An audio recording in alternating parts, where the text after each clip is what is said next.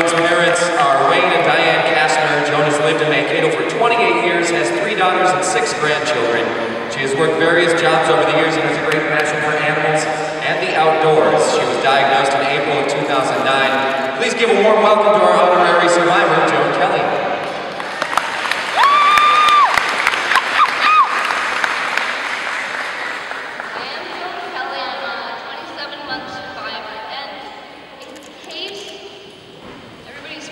Pointing at me to get to the mic. Okay, so in case you didn't see this earlier, I would like to share something with you. Are you Christian? There are over 100 different types of cancer can affect any part of your body. Clearly not all represented on this banner, but what I did do is put on as many as I could. All these cancers have a month. All these cancers have a color. And if you or someone that you know that is not represented on here, let us know, because we would like to add it, because no one fights alone.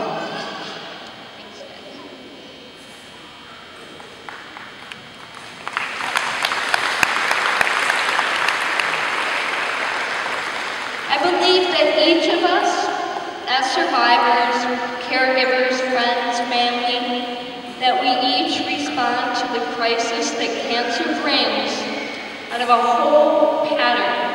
And this is how I see it. I imagine a patchwork quilt, and each patch represents a specific point in my life. The patchwork quilt has many squares and is the design of who I am and how I have lived my existence. Each patch of my existence is the training ground for how I handle crisis, in this case, cancer.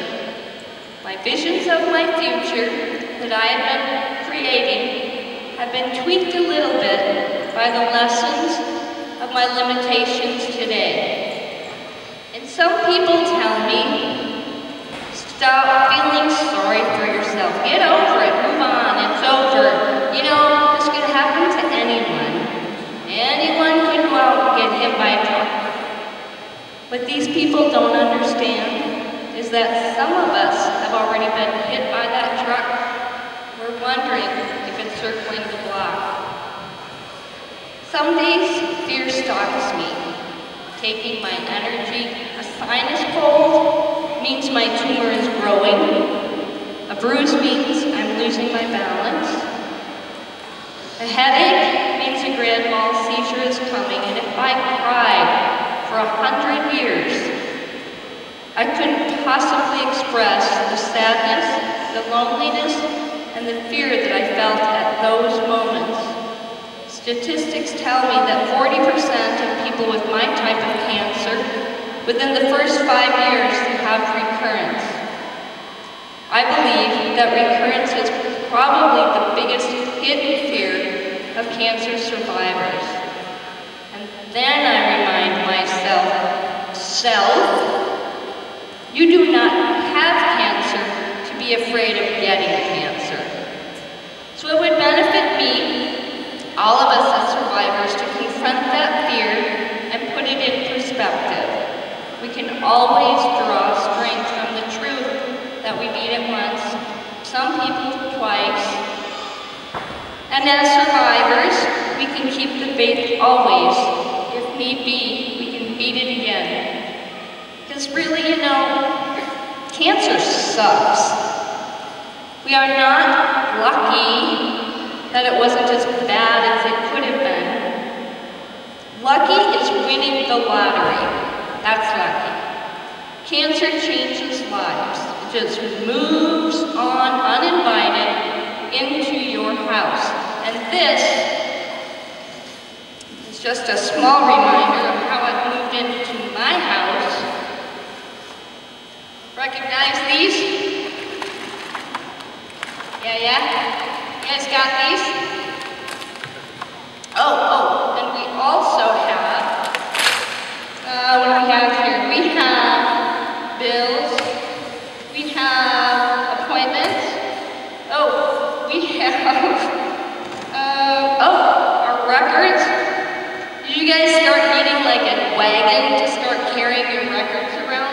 Whenever I went to see the doctors, they were like, all right, pull it up. And this was your family trying to keep up note-taking, right? And oh, prescriptions, all those bottles, and all the doctors. Did you guys all remember your doctors' names? Come on, anybody? Cool, because neither did I. And oh, and then I have to move a minute.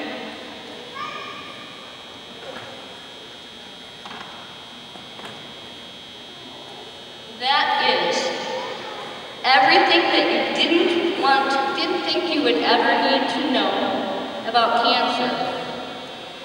You know the Google on your computer? They won't let me get in there anymore. You would think after all this time it would just go right to cancer, right? They won't even let me get in there. So, let's see. Oh, I may be one of the few who have this. My brain on CD. It's a boring watch, really. Every doctor that I saw asked me 2 questions. Do you smoke? Do you have a history of cancer in your family? Now, one doctor asked me, do you live in a world with acid rain, with a hole in the ozone layer, where food is mass-produced and picked early with no nutrients, where pesticides are sprayed on the workers and on the food that we eat? Do you live in a world where the animals we eat are fed hormones and antibiotics? Do you live in a world that has chemical dumps under housing tracks, schools, and playgrounds? A world with nuclear weapons dumps where wind can spread radiation for all of us? We are not casualties. We are indeed survivors. So we all have a story, right? This is my personal story. 2 years pre-diagnosis, I'd been noticing an odd smell. I couldn't identify the smell. There was nothing specific about it, but it was the same smell every time. Didn't matter where I was or what I was doing. It would last maybe 7 to 10 seconds. I had no idea who to even ask about this. It would really seem weird to go to a doctor and be like, I have this smell.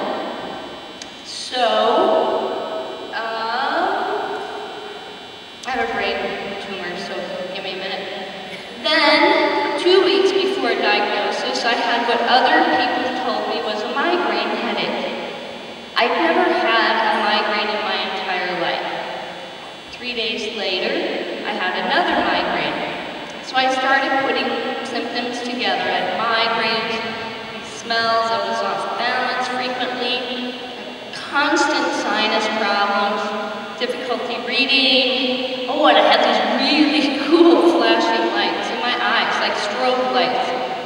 So I made an appointment with my physician for a checkup. We discussed all that was going on, and Slava wanted me to go and have a CAT scan that day.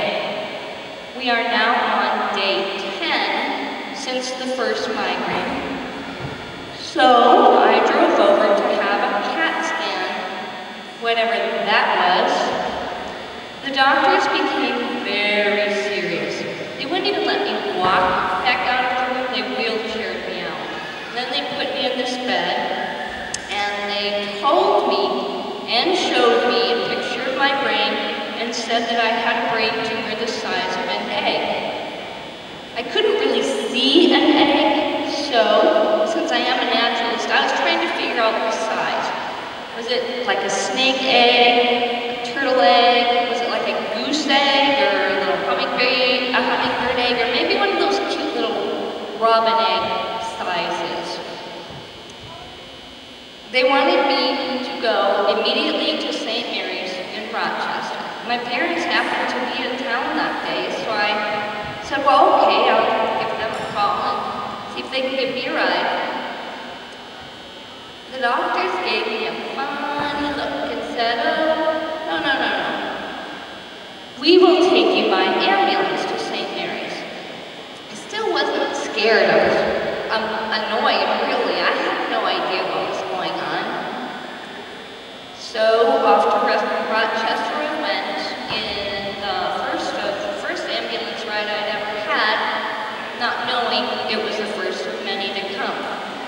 The doctors at St. Mary's did an MRI the following morning, and they confirmed the size of the egg. It came from an ostrich.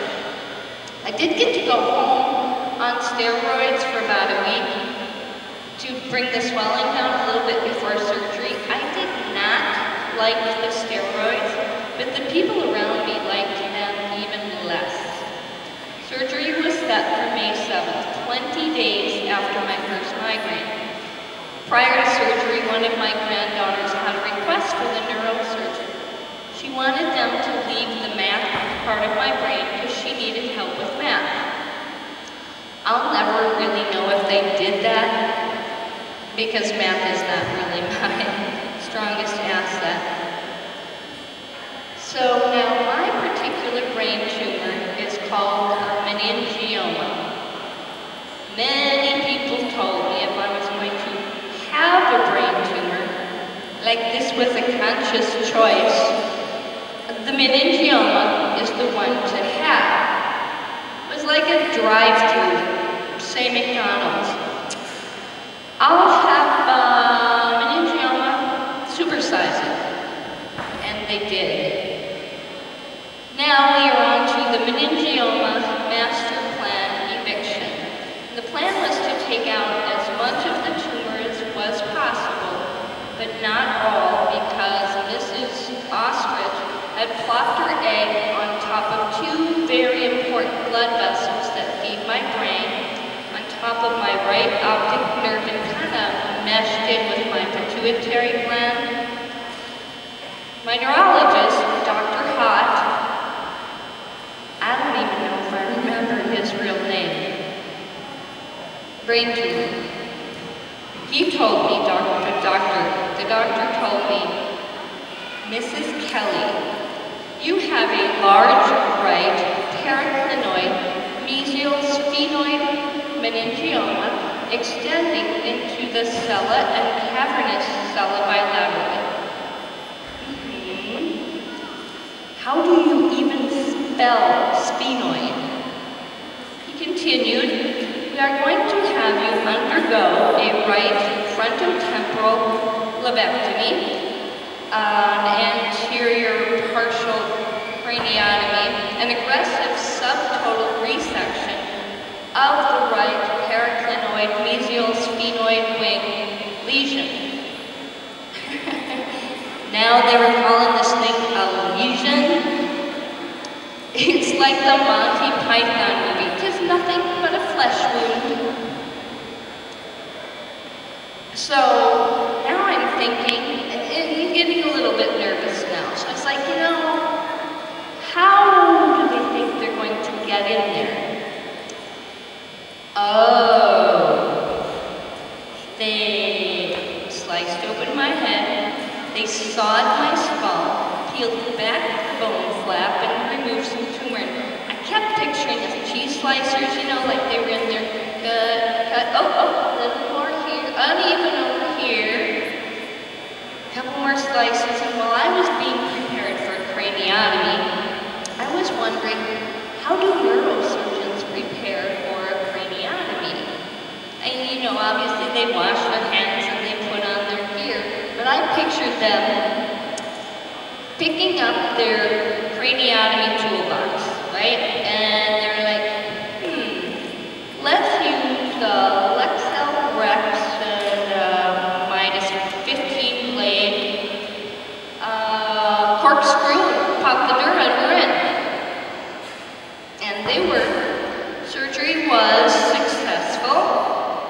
Brain tumor resected, check. Bone flap secured in place with bone buttons, check. Bone buttons. Where do you even get bone buttons?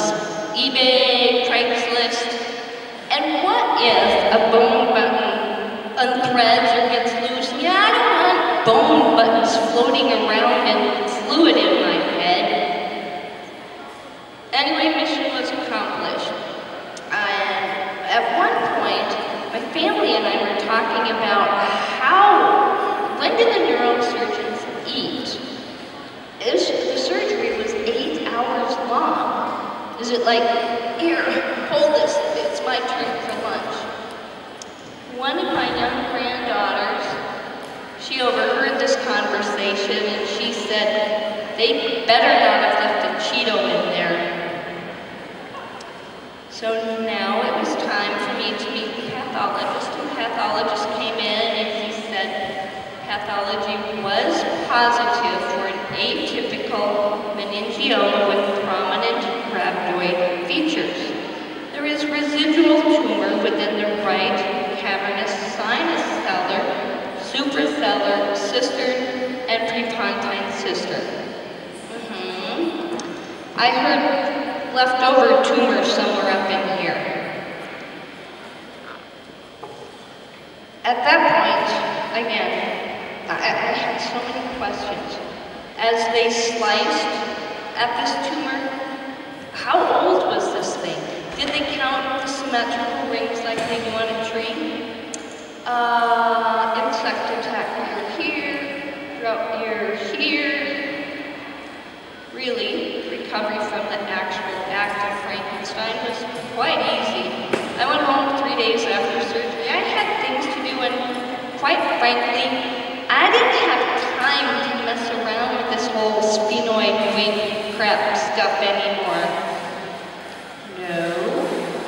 I had another person to meet, and this person was my radiologist. So another question, what exactly would radiation do to my leftover ostrich egg? Do you cook it nuke for 20 minutes, stir, and nuke it again? Yep, 5 days a week for 6 weeks.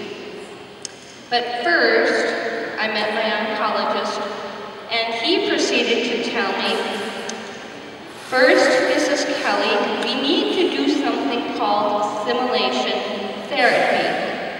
Nice words for pressing hot plastic all over your face and pushing and pulling it like Laffy Taffy so it fits perfectly.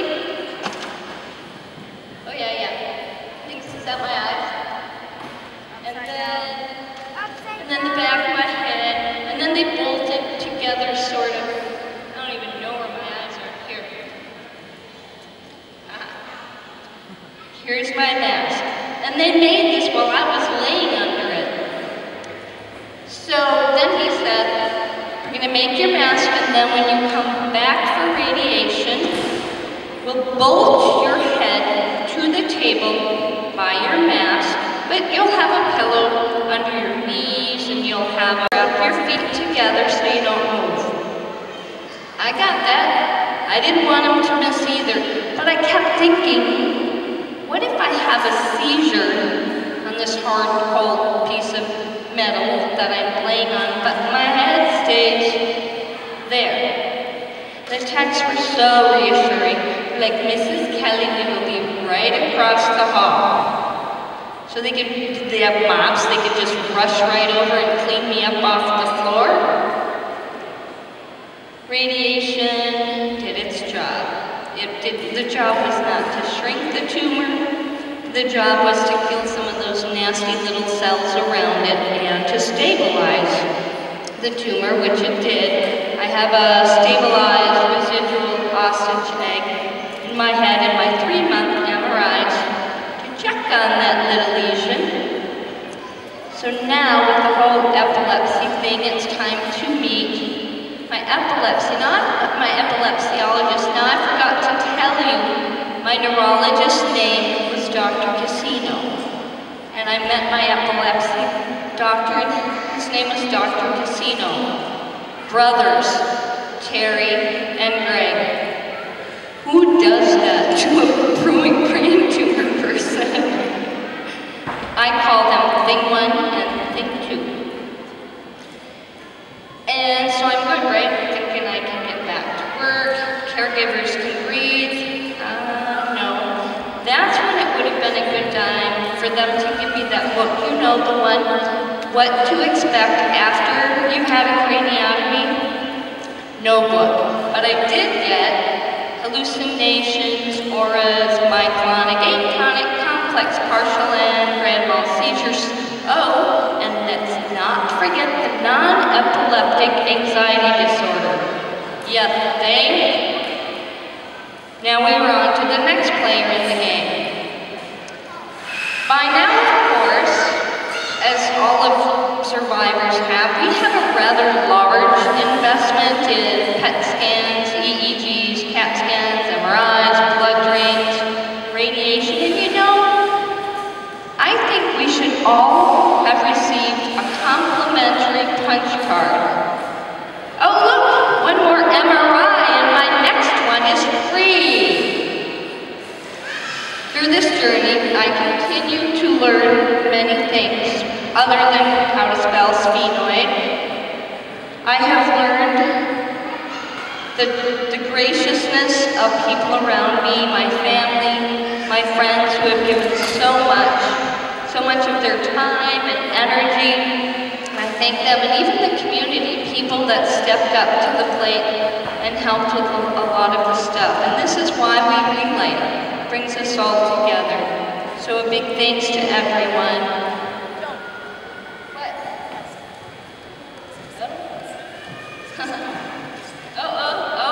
This just in. My hands are shaking, give me a minute. Oh! You want to hear it? Dear Cancer, please leave immediately. You will not win. Sincerely, good cells. Celebrate, remember, fight back. Happy birthday!